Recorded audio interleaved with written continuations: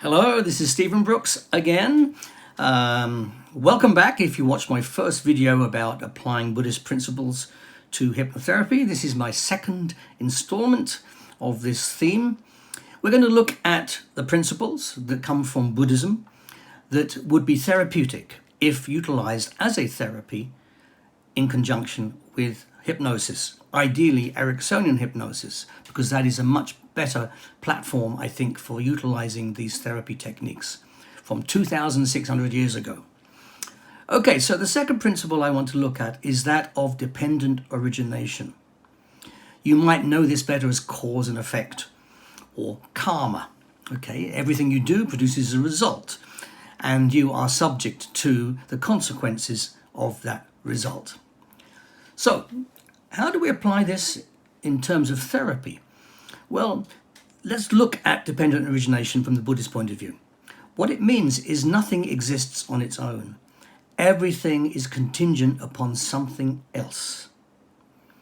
So everything has a cause, and everything is in itself an effect of another cause, and so on and so on and so on. So it's like a row of dominoes that push each other down. You do something, there's a result. That result then does something else. That result then does something else. There are always consequences. Now, when we apply this to therapy, we can start to see a structure in the way that people maintain their problems. Because problems and symptoms do not exist in isolation. There's something that always happens first, and then a response to that. And that response then triggers something else. Now, when we combine that with the way that thoughts and feelings and actions all interrelate, we can see the process, and that allows us to find ways where we can intervene to stop that process. So this isn't so much about doing long sessions of going back into the past and finding out who did what to who. This is about looking at the process that the brain puts these experiences through and how we can prevent that or sidestep it or alter it, set it off track somewhere else. So think about this, okay? The law of cause and effect, or dependent origination. There's a thought that produces a feeling, the feeling produces a behavior. Okay. That behavior, of course, then produces a thought. That thought produces another feeling, that feeling produces another behavior. That behavior produces another thought. So we have the first thought, which is, okay, an uncomfortable thought, that produces a negative feeling. And then we respond to that. Now, if it finished there, okay, that's not too bad. But it doesn't. Because then we have a second thought about the behavior or the feeling we've just had. Now, what does that second thought do? Well, it produces either more of the same, a more intense feeling, or maybe a different feeling, like I can't help myself, or I'm a failure, or this is no good, I've done this before, it's never going to work, it's always going to be like this. These thoughts produce feelings. We then have an action, which is maybe crying, getting depressed, or whatever.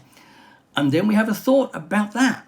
So the thought, feeling, action process just loops around over and over and over and over again. Now, when it's about something positive, you have a nice thought, a nice feeling, a nice behavior. Then you have a nice thought about the nice behavior. That's good news. But when it's about something negative, we become a victim of this loop. So the important thing is to stop the loop. We don't need to go back and look at who did what to who in the past. We just need to find ways of stopping the loop.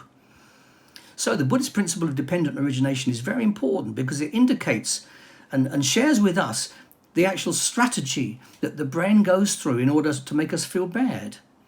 And it also illustrates how simple it could be to prevent this by disrupting this strategy, this thought, feeling, action, thought, feeling, action, thought, feeling, action loop that goes around. Thought, feeling, action. Thought about the action, feeling, new action, or more of the same. That loop. It's a very simple concept. But there again, the Buddhist principles were based on psychology.